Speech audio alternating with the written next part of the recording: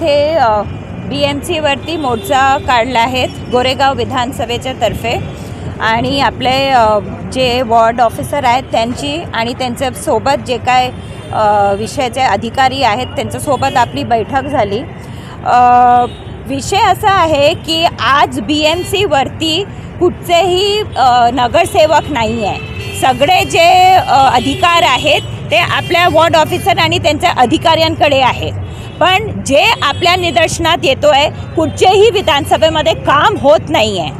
आजही आपण बोललो तर कुठच्या विषयावरती आमची चर्चा झाली, पाणी मिळत नाही, भगतसिंग नगरमध्ये पाण्याची टंचाई आहेत, आपले ब्रिज अजून प्रलंबित आहेत, आपले रस्त्यांचा प्रश्न आहे, घनकचऱ्याचा प्रश्न आहेत, आपल्या हॉस्पिटल सिद्धार्थनगरचं हॉस्पिटल आहे ते अजूनही ते प्रश्न प्रलंबित आहे आणि सिद्धार्थनगरचं हॉस्पिटलला वेळ लागणार, त्यासाठी तुम्ही एक हेल्थ सेंटर सुरू करणार होता ते अजून सुरू झालेलं नाही आहे। म्हणजे आपल्याला हे दिसलं आहे की गेले इतके वर्ष आणि विशेष तर जे 2 वर्ष मागे काही कुठचंही विषयावरती काम झालेलं दिसत नाही आहे। आमची चर्चा झाली त्यांना आम्ही काहीतरी वेळ दिलेली आहेत, त्यांनी आम्हाला आश्वासन दिलं आहे की काय विषय आहेत जे पुढच्या 3 महिन्यामध्ये ते करून देणार आहेत, जसं की आपला हेल्थ सेंटर सुरू होणार आहेत,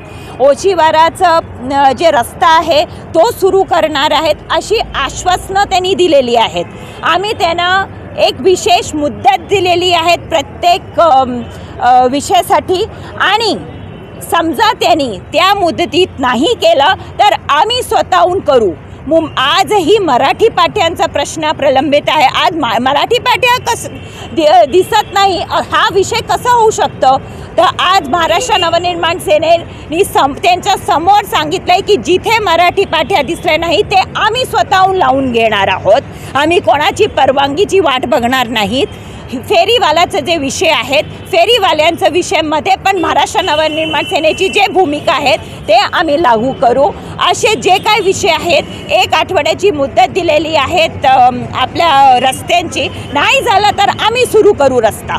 आता किती वर्ष त्यांची वाट बघायची? आता महाराष्ट्र नवनिर्माण सेना जे रस्त्यावर उतरून जे काय कामं करू शकते ते आम्ही स्वतःहून करून घेणार। महाराष्ट्र नवनिर्माण सेना गोरेगाव विभागाच्या वतीने मनपा कार्यालय मोर्चा करण्यात आलेला।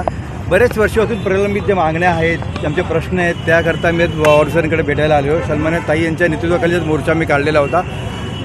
बरीच विषय होती त्याच्यामध्ये आपला सिद्धार्थ हॉस्पिटलचा विषय आहे, तो बरीच वर्ष काम सुरू आहे पण काम केव्हा संपणार हे तर कोणालाच काय माहिती नाही आहे। ते आज आम्हाला 2026मध्ये काम संपणार आहे। प्रामुख्याने हा ओशिवरा नाल्यावरचा जो ब्रिज आहे 4 वर्ष झाली तो काम सुरू आहे, त्याकरता आम्ही आज गेलेलो, पण ते आश्वासन आम्हाला देण्यात आलेलं की 7 दिवसात ते ओपन करणार आहे। आम्ही पण तिकडे बोर्ड लावलेला आहे की जर तुम्ही 4 दिवसात ओपन नाही केला तर ते आम्ही ओपन करू, कारण काम झालेलं आहे। नुसतं कार एंगल पण ठेवलं जाईल कोणाला माहिती नाही आहे, त्यामुळे 4-5 दिवसानंतर जर रस्ता उघडला नाही ब्रिज तर आम्ही तो ओपन करून टाकू। दुसरा विषय जो होता तो गोरेगाव ईस्टला हेल्थ सेंटर आहे आपलं, सिद्धार्थ हॉस्पिटल तर बंद आहे पण हेल्थ सेंटर जे आहे ते पण बंद आहे, काम सुरू आहे।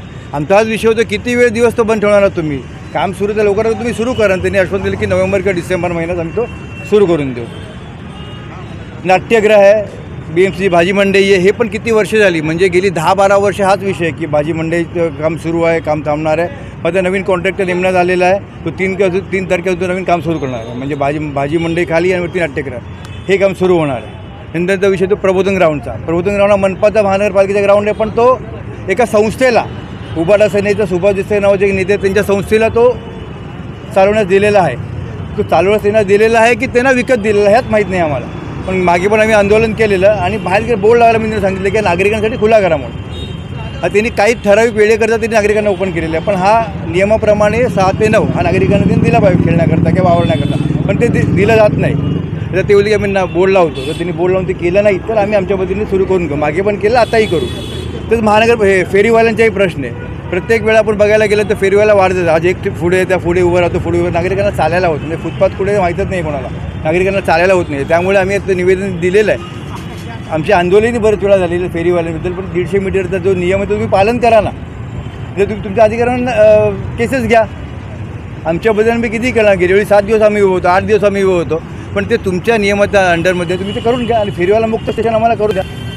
त्याच्याकडे सर विषय होते. ह्या विषयामध्ये 4 दिवस पाऊस पडला, भगतसिंग नगरमध्ये पाणी भरलं. तर 4 दिवसा पावसामध्ये जर पाणी भरत असेल तर तुमची व्यवस्था काय कामाची ना. मग तर महानगरपालिकेच्या वसाहत आहे, तिकडे पण 60 वर्ष राहणारी माणसं आहेत, त्यांना बेघर करायला महानगरपालिकाच निघालेली आहे. ते बरेचसे विषय होते. सर्व विषय निघून ताईच्या आम्ही सर्व आमच्या पद्धतीने साहेबांकडे गेलो, तिने आम्हाला आश्वासन दिलेले आहेत. नाहीतर आम्ही आमच्या पद्धतीने मनसेच्या सर्व गोष्टी करूच.